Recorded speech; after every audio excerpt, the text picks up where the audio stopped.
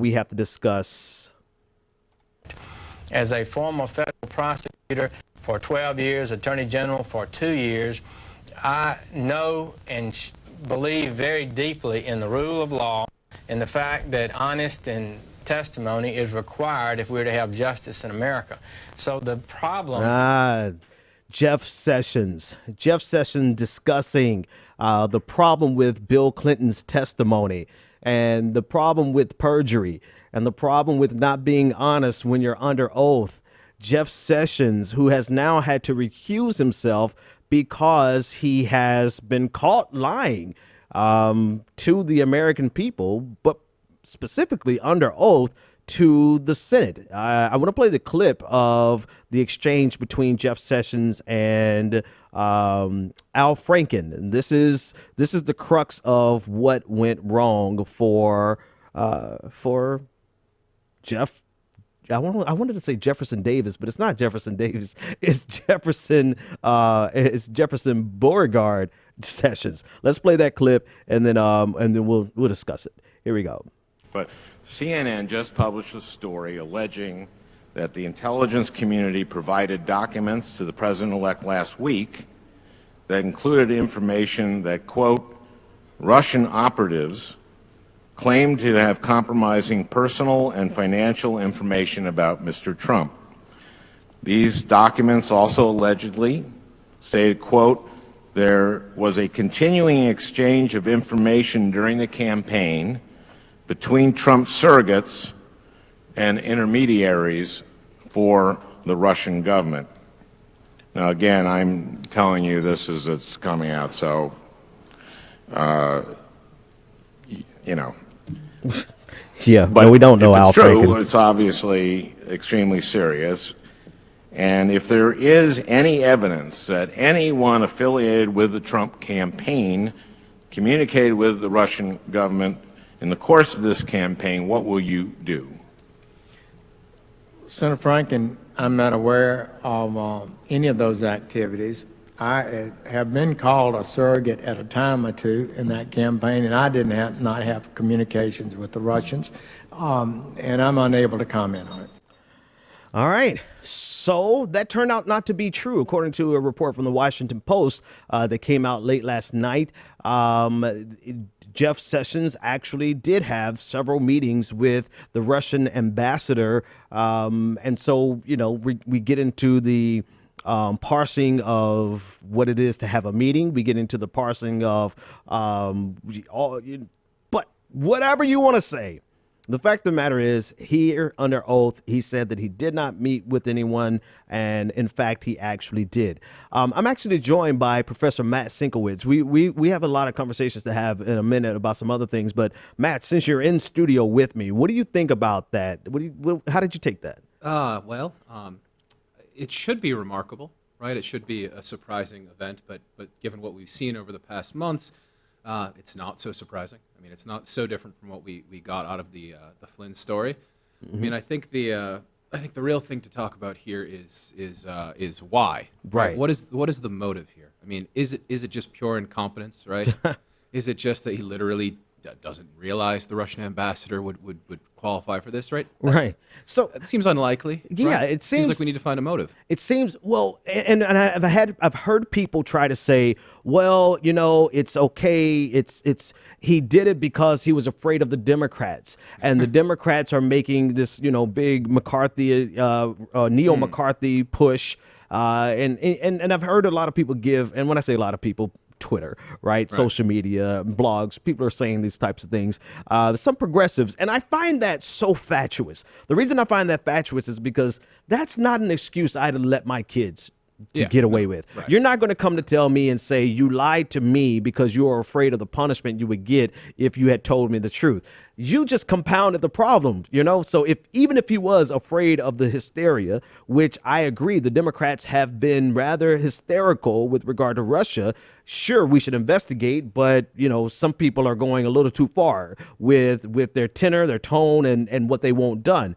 But that's not an excuse for anyone to lie under oath. What do you think? No, I mean, for one, the analogy with your kids almost works, except this is a guy who's supposed to be representing the United States Exactly. in a legal capacity, right? Right. I mean, if your kids were in charge of making the grounding rules and they went and broke it, right? This is like it's beyond it's far Exactly. beyond that, right? So you wouldn't let anybody get away with it. I mean, too, yeah, you're right. There is a tendency. I mean, look, the Russia angle is been the sort of the most successful one that the Democrats have found in order to push back, in order to sort of gain points in the public sphere about Trump. And so, I mean, sure, I could understand if he gave a response saying, "Yeah, look, I met with him, but really," and if he was defensive about it, or if he Right. even if he downplayed it, right? This would be honest-ish, right, truthy ways of getting across what had actually happened. Instead, he just outright lies, and so Yeah. I think you have to ask why. Right. Right? Why did Right. Flynn lie? Right? Right. Why did Sessions lie? Because honestly, let's think about it. Like, what, if there's nothing there, there's nothing there. There's no reason to lie. If what drives me crazy about this entire scenario is with many controversies, it's not the actual action, the act that becomes the thing that takes you down. It's the lie. It's the fact that he perjured himself. He could literally have talked about Russian prostitutes with the premier, or not the premier. I'm sorry, with the ambassador. Yeah. So far from the premier, but a couple of generations. Yep. But anyway, he could have been talking about vodka. But whatever they talked about, and for whatever reason, he chose not to be forthcoming to the. Do you think in any way possible it could have been? And I think this is an irrelevant question, but I'm forced to ask it. Do you think it was just that he was just in a moment of incompetence, just a moment of a brain lapse, or what? I mean, because it's obvious. Yeah. You could almost see it if you watch the video. You could see his demeanor change after he lied. Yeah. And then it said, "I can't discuss it."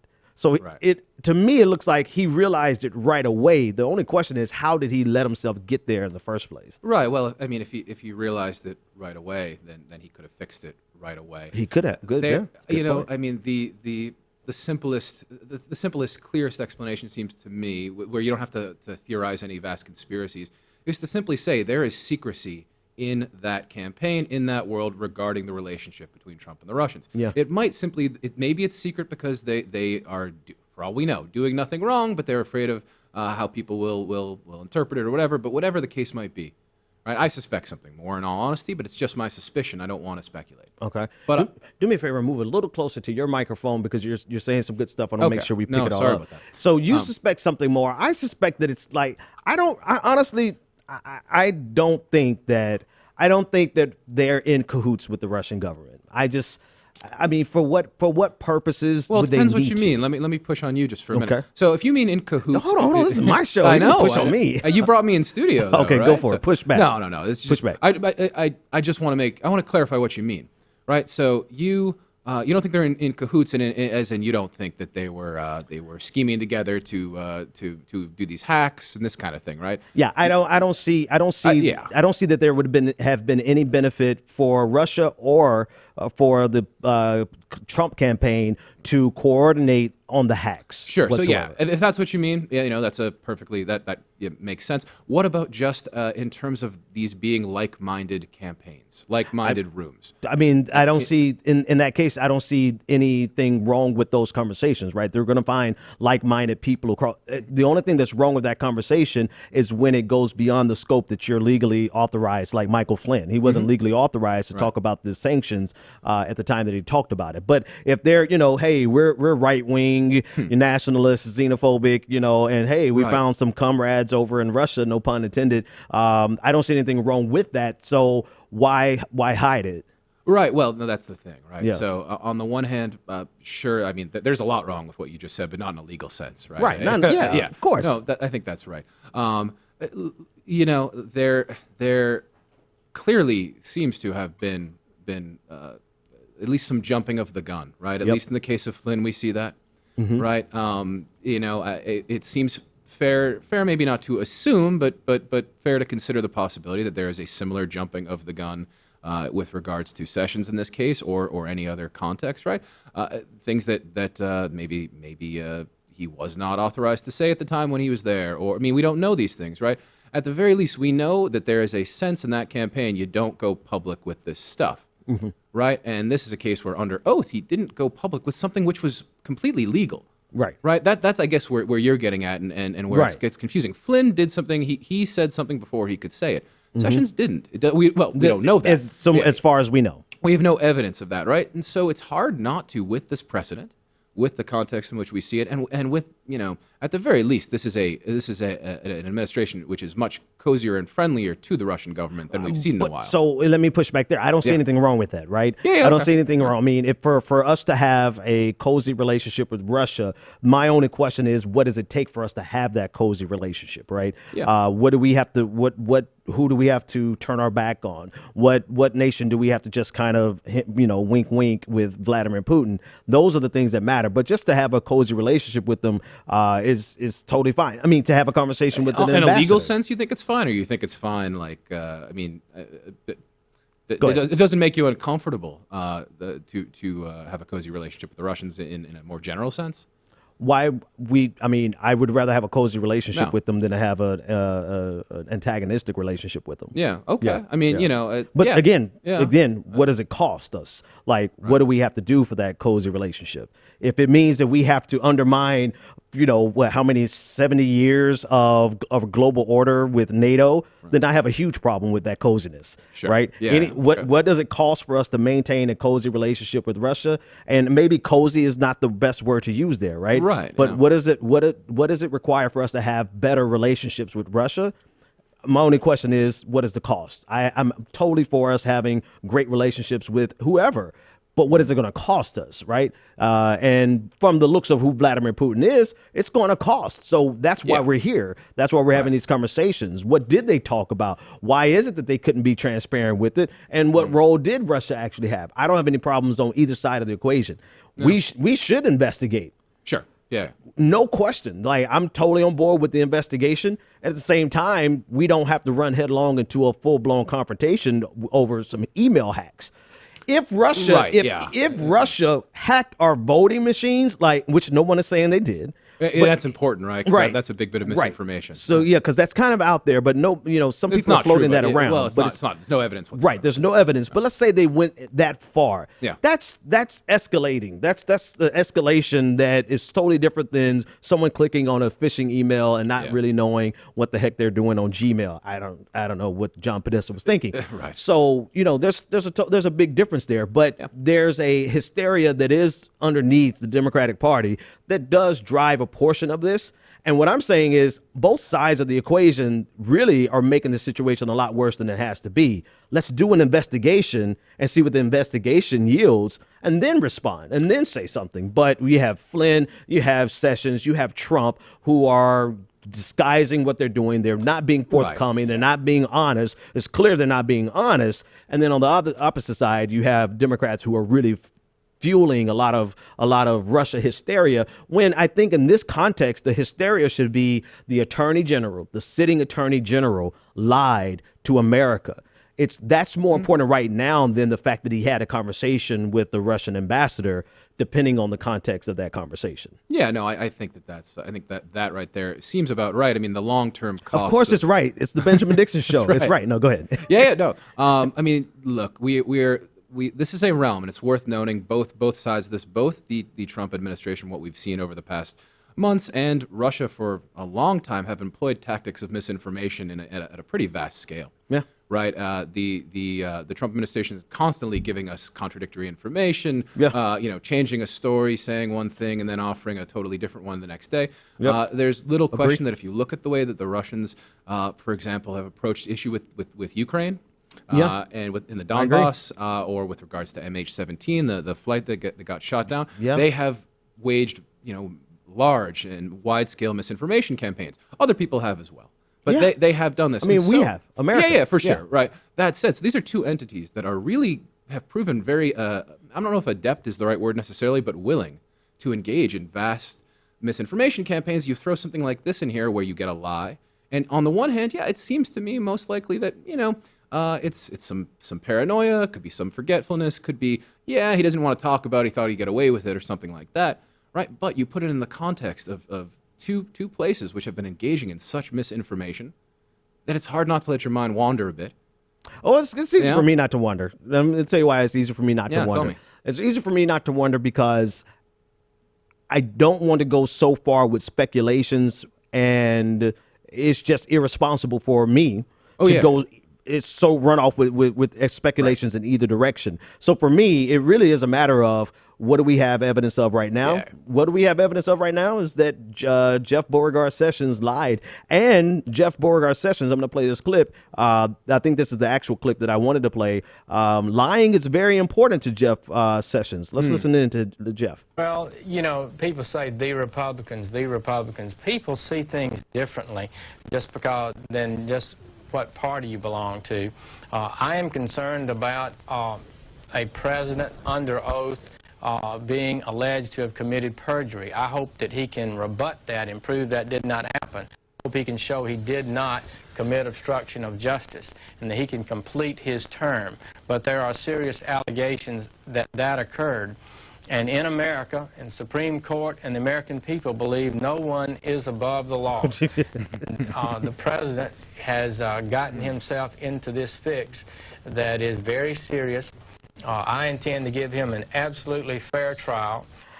I mean, there you go. I don't think there's anything else that needs to be said. Jeff Sessions has made the best case that I've heard for why, no matter what the quality or the scale of the lie, you know, we're talking about, you know, whatever he had a conversation about with the Russian ambassador compared to Bill Clinton's lie about infidelity.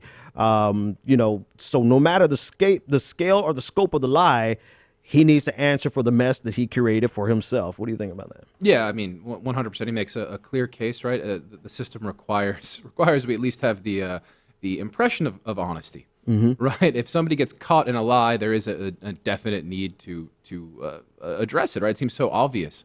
Right, and part of the problem is that I do think that, you know, we have become you know, a little bit unclear as to often you know, when our leaders, our president, our administration, when they are being honest or when they have to be honest. There's a lot of context in which Trump has made it acceptable not to be honest, but not under oath. Right. It's really simple. Can we draw the line? Can Yeah. we draw the line somewhere, people? So I'm all over the place in terms of what I actually care about in the story. The other thing that I do care about are the numbers of people that I see trying to say that this lie isn't big enough for this fiasco. And, you know, if we don't draw the line with someone lying under oath, then what's the entire point of our justice system in the first place? I mean, how many people, Martha Stewart went to jail for perjury, right? I mean, how many people, this is the highest ranking law enforcement official in the country, and people are willing to say, oh, it wasn't significant enough.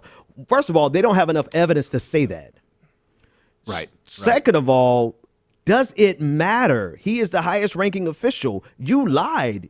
In fact, recusal for me is not enough. You know, you lied under oath. This is for me simply because based on the principle, based on his own principle that he outlined for Bill Clinton, he should resign. What do you think? Yeah, no, I mean, he makes it perfectly clear there that there is an issue of being above the law, right? And he accused Bill Clinton of finding himself above the law.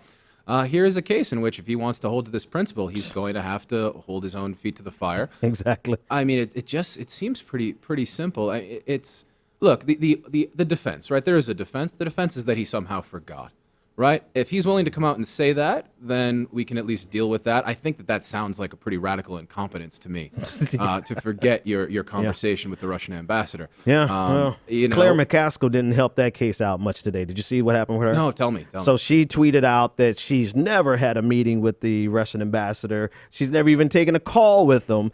And then it only took someone 5 minutes to go find tweets where she said, just got off the phone with the Russian ambassador, just got done with a meeting with the Russian ambassador. So apparently, you know, I don't want to be an agent. Maybe he's a forgettable guy, right? Yeah, there you go. Maybe he's a forgettable guy. I want to play this last clip, and the phone lines are open, 857-600-0518. I want to play this last clip of Jeff Sessions letting us know that he is going to recuse himself. I ask for their candid and honest opinion about what I should do about investigations, certain investigations. He thinks and this my is funny. staff recommended He's smirking. recusal.